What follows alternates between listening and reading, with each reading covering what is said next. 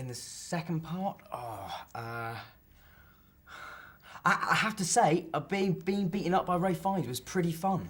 It wasn't always comfortable, but it was fun. I did quite enjoy. I enjoy scenes like that where I get slapped around a bit. It's quite fun.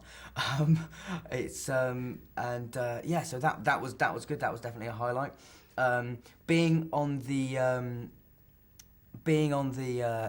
underground cart, which takes us inside Gringotts, being on that cart with Rupert, a guy called John, Warwick Davis, and Helena Bonham Carter, and then Emma, was great fun because it was just, we were all soaking wet. It was we were just making jokes, and it was hilarious. It was really, really good. That was a fun day, definitely.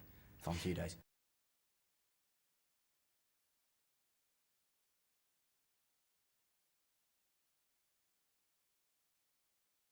Weirdly enough, the most emotional shot of the film was probably the last one, which was not an emotional scene, but it was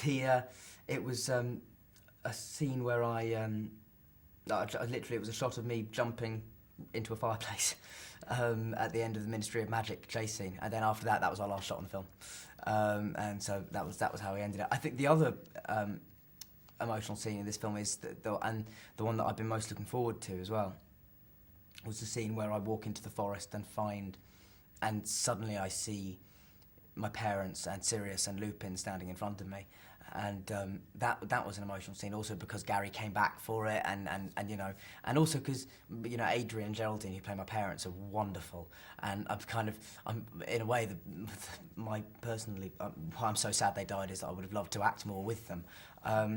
And also the character of Lupin dying for me is one of the most upsetting in all the books because I love that character. And so yeah, that scene was pretty emotional, I think. It should be anyway.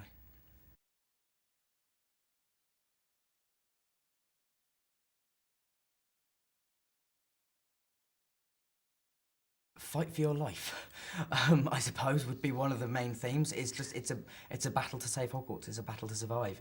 It's a battle to see the next morning. That's kind of the thrust of most of the film, and also it has all the Harry Potter themes of friendship and all those things, and how tested that can be, and in this even more extreme situation, how much these three, four, five, the whole school relies on each other, and that's what I love about it. It's about communal spirit. It's and surviving.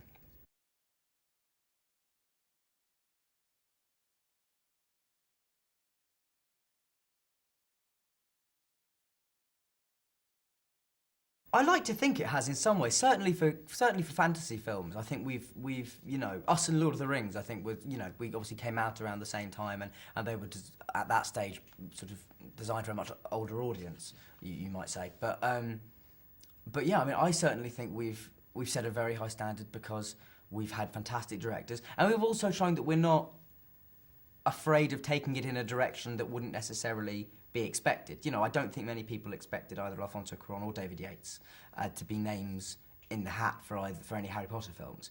But thanks to our producers who have had the courage to say, this guy could make an amazing Harry Potter movie, it's set us apart slightly from other fantasy films. I think we're really, really interesting. We have fantastic actors, and also, what sets Harry Potter apart from other entertainment is just the fan base. Ultimately, is so vast and so supportive that it's hard for other things to compare for it. But obviously now there's films like Twilight and the Narnia films that all came out, and they're doing well as well, and brilliantly in Twilight's case. But I think Harry Potter manages to combine an innocence and an Englishness with an edge you rarely see in sort of supposedly children's films.